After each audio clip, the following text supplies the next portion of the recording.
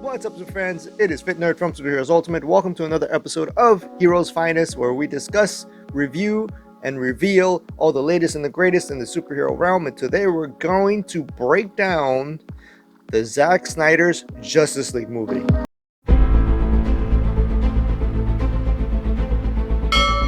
Warning, this is a breakdown video, so there will be spoilers ahead. So if you have not seen it, I did make a non-spoiler video right here. You can go and check that out if you haven't seen the movie. If you have seen it, then let's get into it. Alright, so there's a lot to unpack with this movie, so we're going to do it in the Zack Snyder style, which is in parts. The first part we're going to be talking about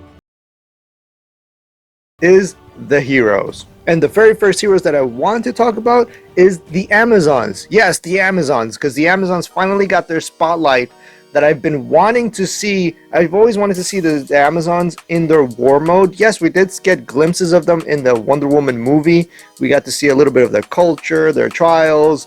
We got to see them fight a couple of Nazis, but we never really got to see them in their full warrior mode. And this is actually one of the brief moments where we actually got to see them in full soldier warrior moment. In that moment when Steppenwolf came to attack them with the parademons, and Queen Hippolyta says, "Show them your fear," and they say they have no fear, it almost reminded me of that scene of the Spartans when they said, "What is your profession?" and they say, "Aru, Aru, Aru." This is the type of mentality that the Amazons have. They are seriously badass and not to be messed with. And it's also worth to mention that even though they did lose the battle basically against Steppenwolf, it's because they were just one single group on their own. And Steppenwolf really is that type of OP type of dude. That dude is seriously overpowered until you bring in Superman. And we also get to know that the Amazons are really ancient. And we get to see the Amazons fighting alongside the old gods, which is a young Zeus and a young Ares before Ares became a complete douche, which we get to see a bit more of his history against the Amazons in the Wonder Woman movie. And it's also worth to mention that they beat the crap out of Darkseid and his armies in the First Age. They were that powerful, united. They were basically like the original Justice League. And unlike other movies, they went straight for the head.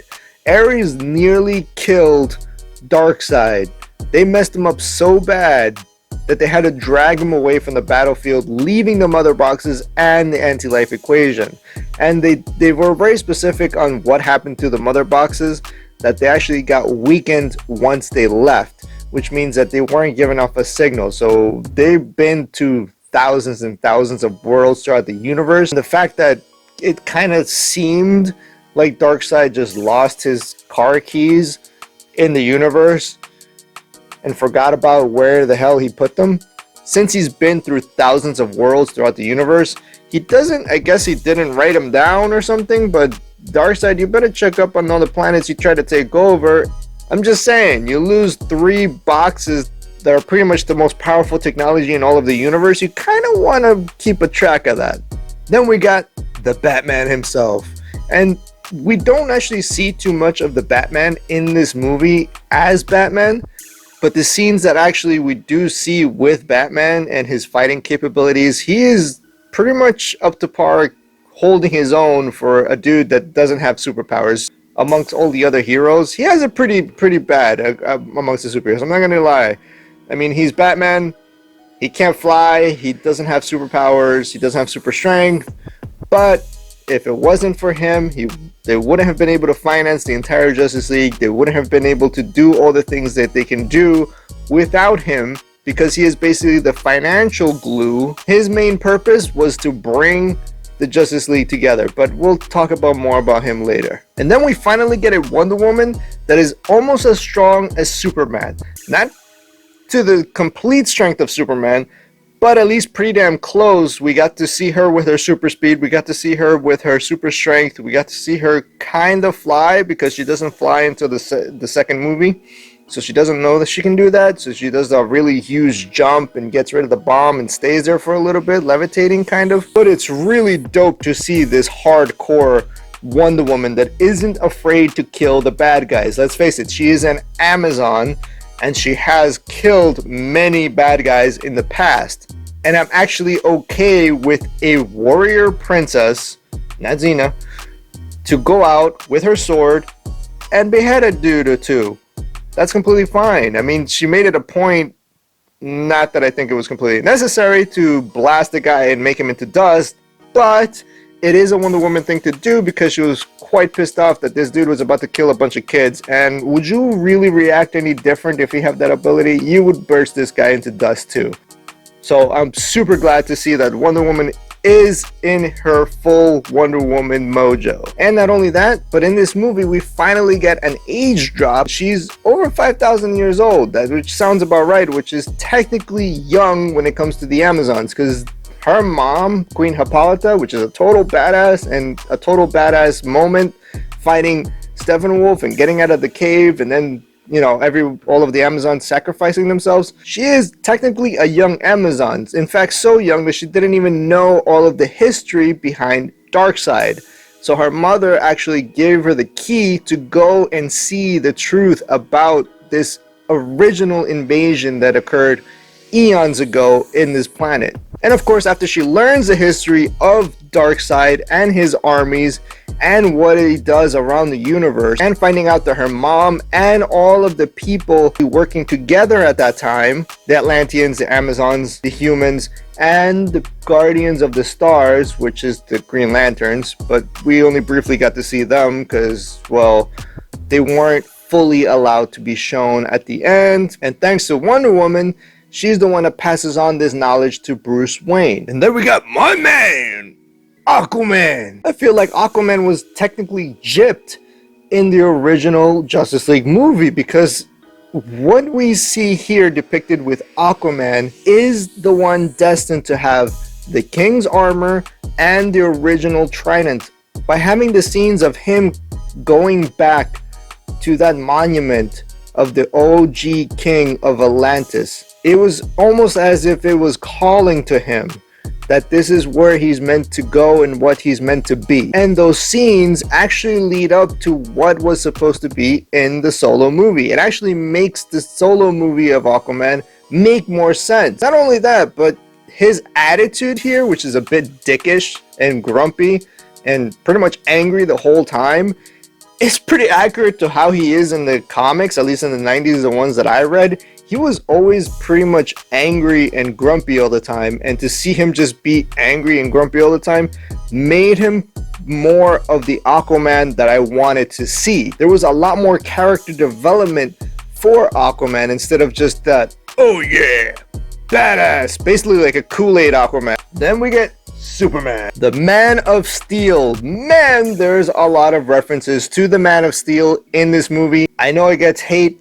here and there, but I do love this Superman. I love Henry Cavill as Superman, and I love how he was portrayed here and how it made more sense on his resurrection. His death even made more sense in this movie. And I love how they tied in BVS, and yes, that's another movie that just divided the fans. People hate it or love it. Of course, I have my pet peeves like Doomsday, but it was stated that he is a Doomsday, not the Doomsday, but it is Doomsday that is supposed to kill Superman. So, I mean, that's one of my pet peeves with that, but I'll just let it go because we did get to see the death of Superman, and the death of Superman is actually what ignited and led to the Mother Box awakening, because he was so powerful that it actually was a warning to the Mother Boxes not to send out a signal up until the death of Superman. And then his resurrection made more sense because the Mother Boxes is, as Cyborg called them, change machines. Now, since Superman is a Kryptonian, his body isn't going to just up and decay when he dies. As we know from the comics, when he died, his heartbeat dropped to one single beat per day. So his heart actually beat once a day when he was in this stasis. Regardless of what happened in the comic books, obviously they stated in BVS with General Zod that his body wasn't decomposed or decomposing, and with them explaining what the mother box really were, the change machines, and explaining how when you burn something, it turns into ashes. It's basically reversing the ashes into the paper again. If I destroy this, it's not really destroyed, it's just the molecules are taking into another form. These change machines, now that we got a whole explanation on them, now we understand how the mother boxes were actually able to resuscitate the Kryptonian being Superman. Now, one of the tiny little things that I wish they would have just dropped in there is why he's wearing the black suit. Now, as a comic goer, I understand why he's wearing the black and silver outfit, because it enables him to absorb more radiation from the sun. But if you are not a comic goer and just a fan of the movies, it might not make sense why he's just wearing a black suit. It basically just looks like it's just a different suit with different colors and that's it. And he's just trying to match up to Batman. But the reason why he wears the black suit is actually to help him recover quicker and even get a little bit stronger by absorbing more radiation from the sun. And as we know, his powers come from the sun. The radiation from the sunlight is what makes him into Superman because of his Kryptonian biology. And I wish they kind of dropped in a line here and there, or maybe the computer pops up, this is the suit that will help you absorb more sunlight. Just that tiny little couple of seconds when he's going around the ship and we hear, you know, both of his fathers talking. Just a tiny little couple of seconds just spent on that. I mean, I know we got 4 hours already worth, but this is one of those tiny little pet peeves. Then we get some major redemption for the Flash. Now, in the original 2017, as we all know, we didn't get that scene with Iris. We basically just got a goofball Flash. And in this one, we got so much character development. We got to see him with his father. We got to see the reasons why he was being the way he was being. And some of the jokes that done for humor in the first movie that didn't really make sense to me made more sense in this movie. Like even him getting into the car with Bruce Wayne and him asking Batman about his superpowers made more sense in this film than it did in 2017. This is the strongest Flash we've ever seen depicted on screen ever. Now, why am I saying that? From the comics, depending what type of lightning or what type of color of the Speed Force you are using, that is what determines the amount of power from the Speed Force. And the strongest version of the Flash is actually this bluish, whitish that we see depicted in this movie. In fact, he is so fast that everything looks like it completely stops in time almost.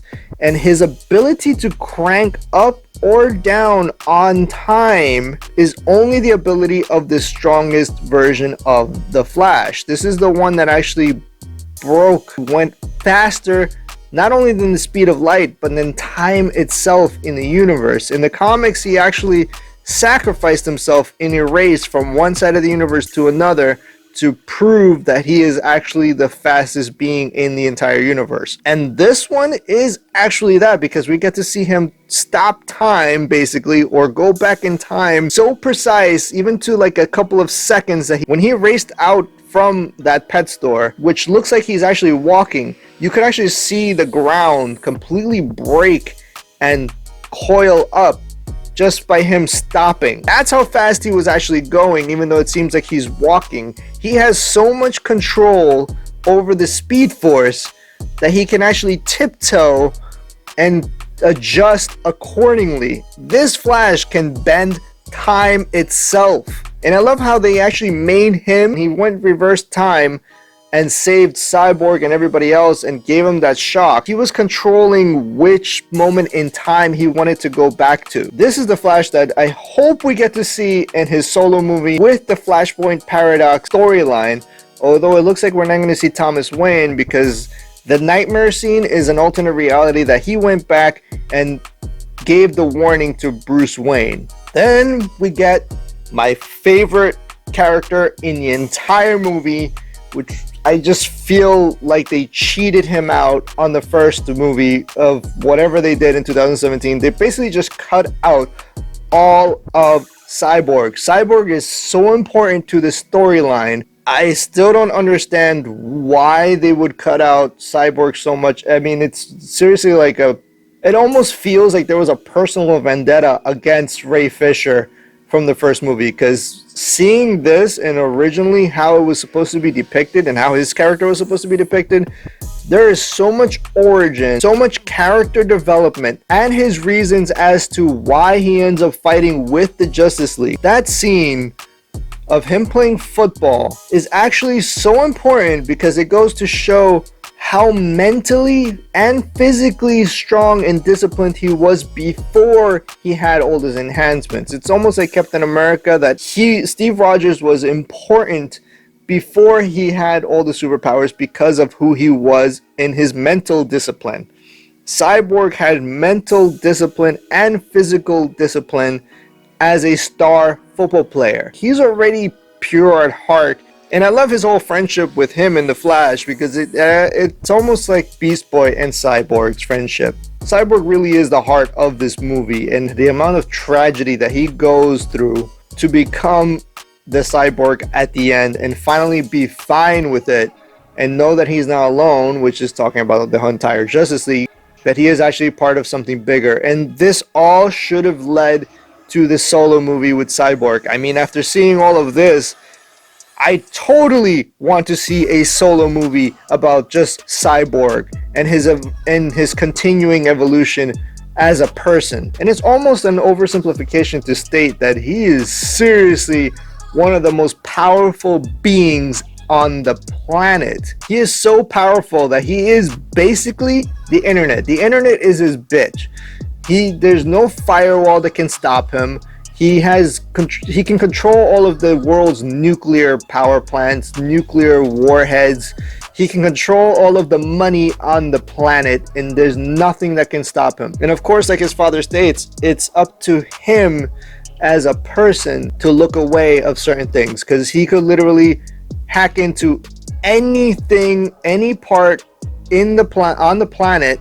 And not only on the planet, since he is basically part mother box, he actually has the ability to change things at will. For example, when he destroyed the tape recorder, and then he just goes like this, places his hand over it, and actually reconstructs it. That's a mother box ability. That's what they did to Superman. He can literally do that with any technology, period. And it's not only all of the technology on the Earth, it's all of the technology throughout the universe. He could actually hack into, let's say, Darkseid's computers. Alright, so that was the heroes breakdown of the Zack Snyder Justice League. Keep a lookout for other breakdowns, because there's so much more to discuss about this movie and what we have been shown and possible future projects. So smash the subscribe button, give this video a like, turn on the notifications, and I'll see you guys in the next Fit Nerd. Over and out.